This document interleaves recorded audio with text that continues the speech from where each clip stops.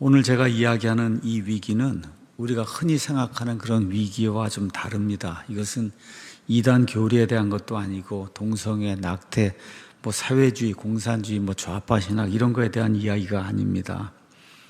그것은 오늘 한국의 일부 대형 교회가 신약 성경에 기록이 되어 있는 예수님의 교회, 예수님께서 마태복음 16장 18절에 이 반석 위에, 베드로의 믿음의 반석 위에 내가 내 교회를 세우리니 지옥의 문들이 그것을 이기지 못하리라.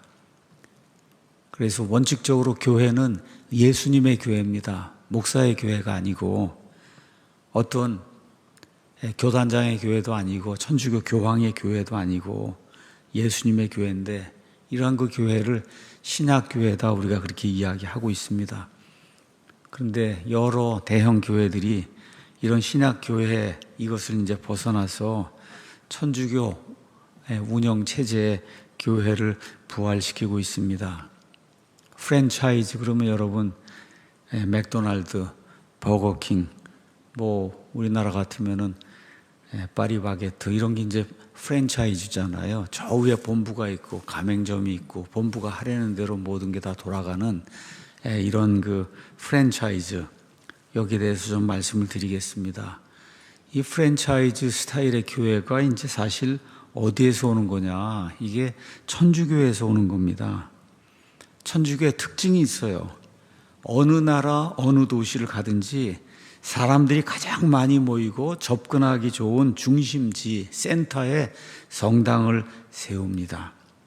본부 차원에서 재정 지원이 이루어지기 때문에 규모가 크고 웅장한 건물이 세워지는 경우가 지금까지 역사를 통해 굉장히 많았고, 또 지역의 그 사제들도 그 교회, 천주교에 다니는 사람들이 그 사제를 뽑거나 이렇게 위임하는 게 아니고 저 위에서 낙하산식으로 임명해서 이제 배치하는 그런 구조를 유지해 왔어요.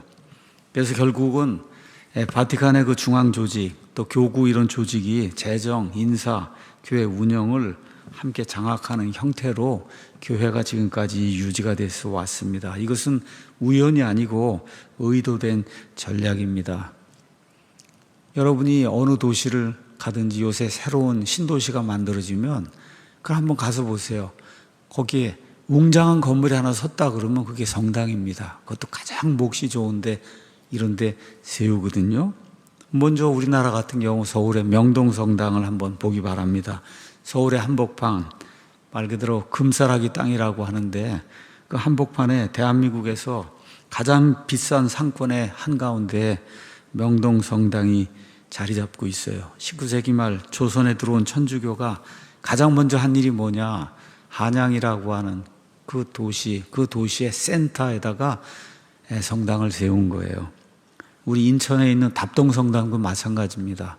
저 언덕에 인천의 센터, 그 당시에는 저 구도심 있는 데가 센터였는데 거기 언덕 높은 데 답동성당을 세웠습니다. 이건 한국만의 현상이 전혀 아닙니다. 남미를 가도 멕시코시티를 가든 아니면은 부에노스아이레스를 가든 상파울루를 가든 다 대성당이 그 도시의 센터에 놓여 있습니다. 미국 뉴욕의 맨하탄 거기 5번가 우리 피프스 애비뉴라고 하는데 이런데 세인트 패트릭 성당이라든지 이게 센터에 이제 놓여 있거든요. 가장 값비싼 그 자리 한복판에 성당이 놓여 있습니다.